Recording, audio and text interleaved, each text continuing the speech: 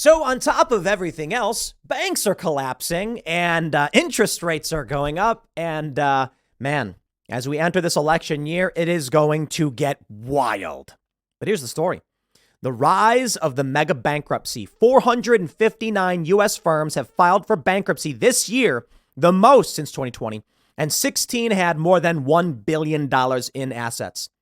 Economists warn large-scale bankruptcies can have devastating consequences. 459 firms. And have you seen mortgage rates? The interest rates, super high. And I was watching a video breaking down the cost of owning property based on the interest rates at this level. And it's already becoming impossible for millennials to buy. It's like renting a one bedroom in New York is $4,000. Buying is out of the question. The only thing I can see here is there's going to be a hard fall. This on top of war, conflict, crisis, etc. I hope you are ready for what comes next. They report large-scale corporate bankruptcies are at their highest level since 2020 as elevated interest rates continue to batter businesses. This year, giants such as Bed Bath & Beyond, trucking firm Yellow, wedding retailer David's Bridal have filed for Chapter 11 bankruptcy thanks to a perfect storm of rampant inflation, high rates, and supply chain disruptions. We've also got rising crime, CVS, Walgreens, Target, etc. They're shutting their stores down. And as I mentioned, the banks that have already faltered in this year. Oh boy. Are you ready for what comes next? Fear of terror attacks in the US, war, conflict, crisis. I don't know, man. Here's what I can tell you. We're going to do a special shout out to safeandreadymeals.com. Head over to safeandreadymeals.com if you want to pick up emergency food supplies. Guys, I rarely actually shout these guys out, but I am a big fan. These are buckets that have food that will last 25 years. The expiration, I mean. The food themselves, I think it's a 1-month kit, a 3-month kit. You can pick them up right now. And there's a sale on these. Look, man, sometimes it rains, right?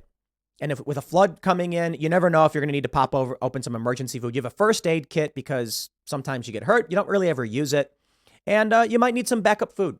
You got food in your fridge? What do you have in your emergency storage closet in terms of food and water?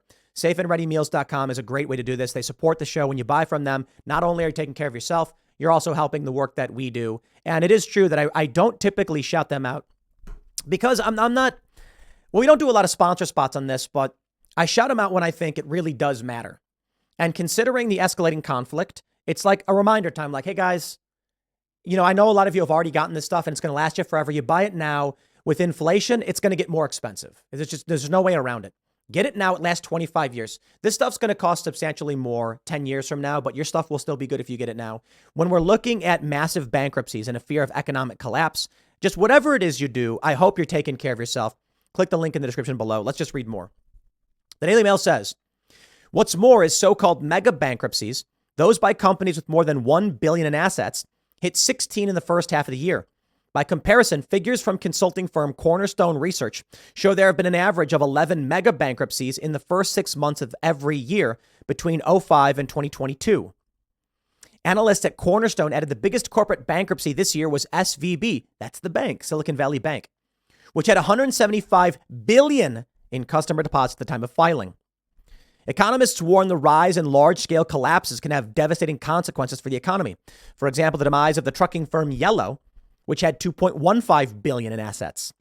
The rise in bankruptcies coupled with a weakening stock market and surge in credit card delinquencies has sparked fears the U.S. is heading for a recession. But Stephen Blitz, chief U.S. economist at Global Data TS Lombard, insisted any downturn would be less severe than the 07-09. Oh, okay. I mean, that's not saying a lot. It got bad. Take a look at this. CNBC. Housing industry urges Powell to stop raising interest rates or risk an economic hard landing.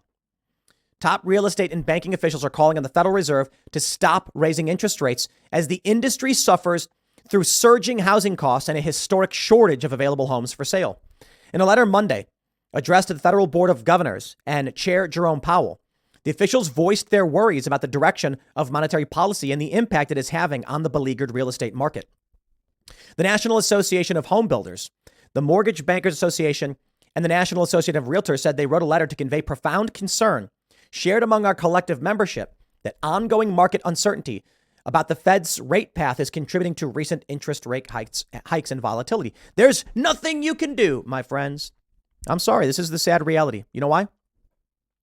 If they don't raise interest rates, inflation is out of control. It's resulting in bankruptcies. The economy's in trouble.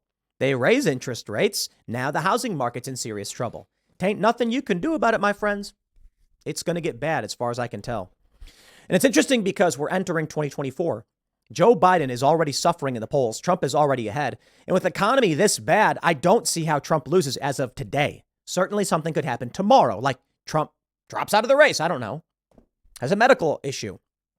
As of right now, the American people are suffering and facing hardship. There is war on the horizon. There is an active war already in Ukraine. The U.S. is about to get dragged in. Putin's threatening nuclear annihilation. Israel and Palestine is erupting. And the economy ain't doing too well. So what happens? Why is the economy doing poorly? Well, Mike Cernovich had a tweet about this. Smart guy. He's had a lot of really great tweets lately. When the economy tanks, many young males will have no opportunities and nothing to do but enlist.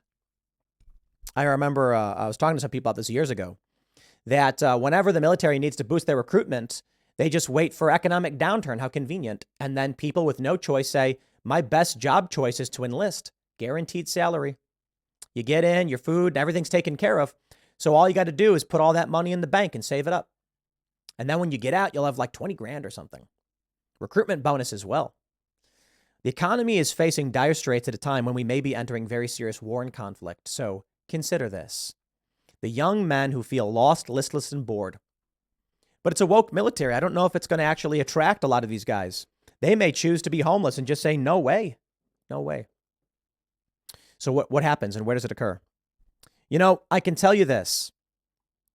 People can't afford to buy houses, so they're renting. This means they're not building wealth. They're not retaining any of that money they put in.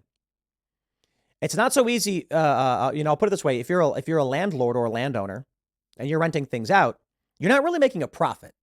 Profits are slim. If you own like 50 properties, you can live off it. You're probably doing very, very well. But for the average person who owns like one or two homes and they rent it out, they're supplementing their income, but they're probably not living off of it, especially if they want to have a family. But they are putting that money towards the mortgage, which builds wealth for the homeowner and not the rentee. With rising interest rates, it's going to, man, I saw this in Ukraine. It was terrifying. The oligarchs could afford. So here's how it worked. I was looking at property prices in Ukraine and I'm like, it's like $300,000 for a house in the city. And I'm like, what? No Ukrainian could afford that. It's true. Only the ultra wealthy could. And then they rent it out to the citizens at dirt rates. Something like $100 a month, because they only made like $400 a month equivalent. The salaries are in hryvnia, I think this is the currency. But it was like on average they made like $400 a month, and they paid about $100 a month in rent.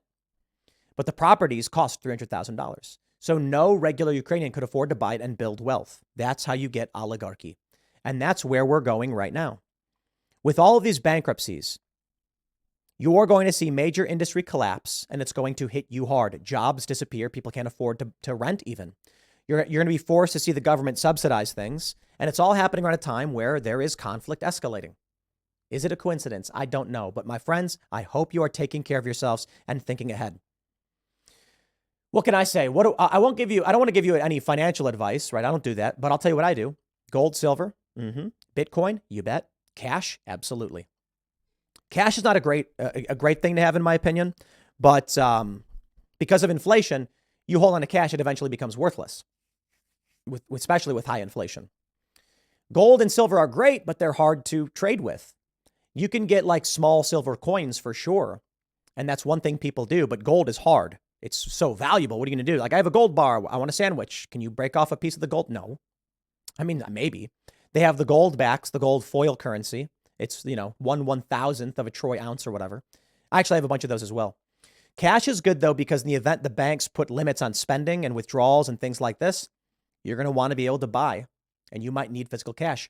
Or if there is an attack on our infrastructure or the internet, cash will be king. I don't have the answers for you, my friends.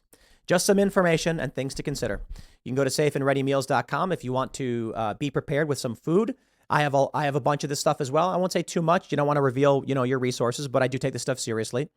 And as we entertain the possibility of World War III, let those who insult the preppers continue laughing.